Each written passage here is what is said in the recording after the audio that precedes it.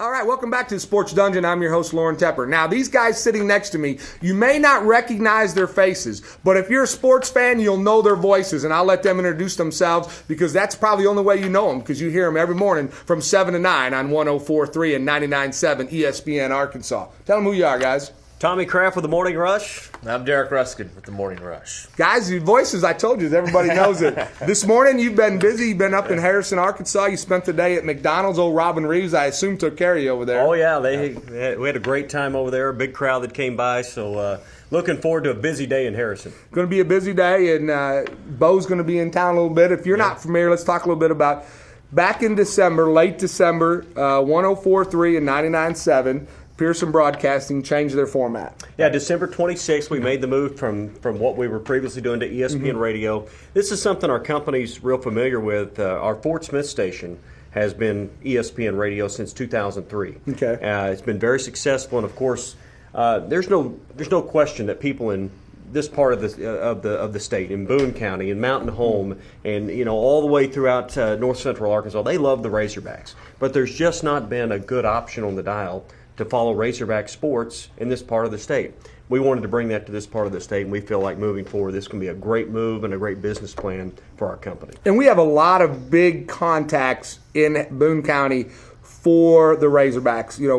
We can probably see the most famous person right now who's dealing with is Brandon Burlsworth. You're familiar with Marty and the Brandon Burlsworth Foundation, and that originates right here out of Harrison. Their office is just a couple of blocks over from where we're at, and they have a national award that they give now to a Division I football player who's a walk-on and makes a huge impact to their team. So this is huge Razorback country through here, and I know we're close to the line, and there's some people who are Mizzou fans, but the majority of people are Razorback fans. Yeah. So do you guys enjoy that? Oh, yeah, absolutely. I mean, I'm from a smaller town in Arkansas, so I know how all the little restaurants and coffee shops everywhere, eventually the conversation comes back to the Razorbacks, and that's kind of what we kind of base what we've been doing here in Fort Smith and now here in North Arkansas, where everybody's talking about the Razorbacks, and we just kind of give people what they want, I guess. So how long you guys been together? We've been together going into our fourth year. Yeah. Be 4 years this summer. We've been doing the morning show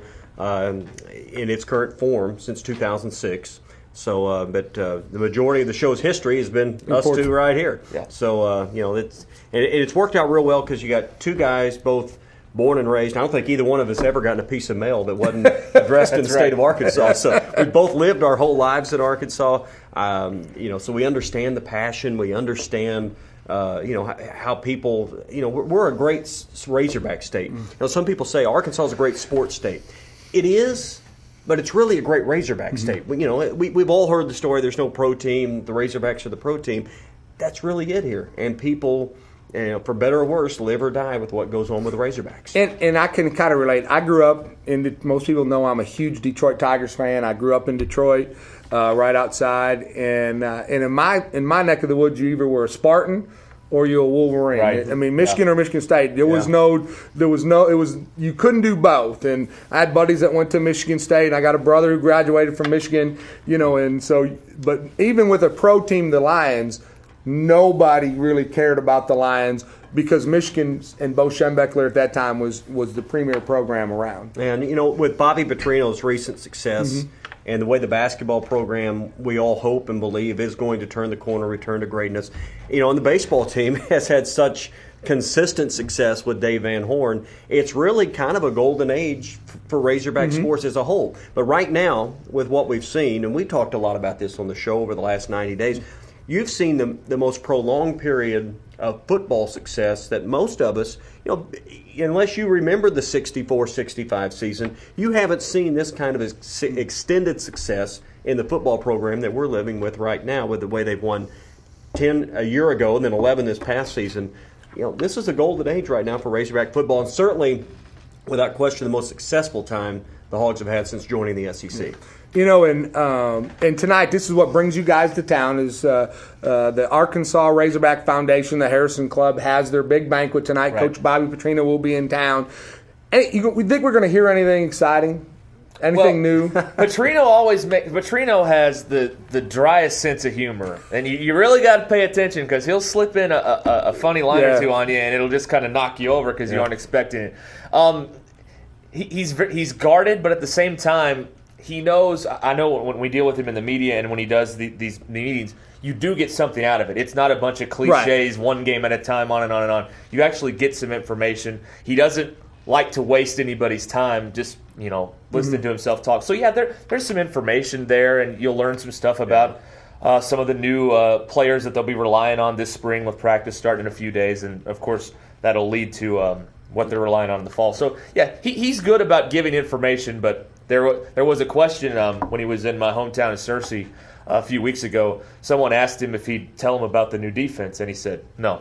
So there are things he won't talk about, but there are things that he will talk about too. Anytime you get to listen to Bobby Petrino talk about football, you always feel smarter about football when you're done with the conversation. Yeah. Sometimes it's maybe a little over your head as an average football fan, but you always feel like, I didn't know that about the game. And if you just listen, the guy can educate you about what's going on out there at a level that you may think you know about football. You don't know. These guys know about football. Well, and honestly, too, as you know and I know, in the day and age of communications and media outlets, he says one thing, gives away one little tip of the hat. And it's everywhere. These guys on the radio just go nuts with it. I mean, it's crazy. Yeah, TV guys are all the same thing. I mean, but realistically, there's not a football coach at Division I level that I know that's not the same way. I mean, they hold their cards close to their vest. Right. They've got an inner circle of what they're doing. Years ago, all the practices were open. You could go and see any practice at any time. And just a good example, when Niall Davis went down with the ankle injury last year, before they could get him off of the field, it was out on Twitter, it was out on Facebook, it was back on the radio. I mean, we are so plugged in with social media and the internet anymore, it's just hard to keep anything quiet. And that's why everything is, like you say, cloak and dagger, locked down.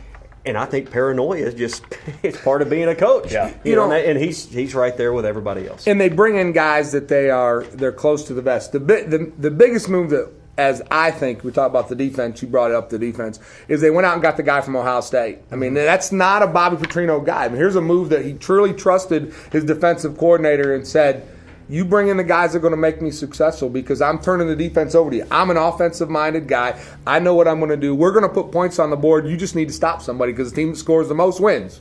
Yeah. I tend to think Petrino is more involved in the defense than most people think. I just think he's such a type A person. I don't think he would ever just kind of hand everything totally over to somebody. I think he is more involved in the offense, but I think he's involved with the defense too. And I think people are excited about the defense again because of what they saw in the Cotton Bowl. When in that one little sample of a game, I know it's just one game, but people saw a huge improvement from the defense they've seen for the last few years under Willie Robinson, who got fired this offseason, to what they saw in that one game. So that's got people excited too. A glimmer of hope is all this town needs, or the state needs, is see something positive that will make everybody say, oh, there we are. We can hang our hat on that. We're moving forward. This is the final piece to the puzzle that makes us what we need. Yeah, definitely. There's still a lot of We've spent some time talking about the linebackers. There is certainly some questions on that defensive side of the ball. You don't just lose guys like Jake Beckett, Jerry Franklin, Tremaine Thomas. You can go down the list with some other good players that are not going to be out there this spring practice and just march on in the SEC. Arkansas has got to learn to build that depth defensively that over the next 4 or 5 years, and it's going to take time to where you just plug the next guy in. Arkansas is not there yet, but this spring is going to be interesting to see if some of the guys that were red shirts this year and then some of the sophomores and juniors that didn't play at the various levels on defense can really step up and become all SEC players. You'll know Arkansas is getting closer when there's more preseason and then postseason all SEC honors on the defensive side. Well, guys, we're going to take a short break. We come back. I got a couple other questions I want to ask you about. I want to talk to you about the basketball program, where it's going. I'm really curious about Brandon Mitchell's situation. He was the backup quarterback. You've been on the basketball court. How far behind is it? Is he going to be able to still maintain the backup role? And then let's talk a little bit about Dave Van Horn. And I know we have a local kid here in our viewing area, Trey Killian, who's from Mountain Home, is signed with the Razorbacks, going to play baseball for Coach Van Horn next year, and we're really excited about that. And I want to ask about the baseball program because Baum Stadium is an exciting place to be. Yep. So we're going to take a short break. We come back, and we'll talk about those things. We'll be right back.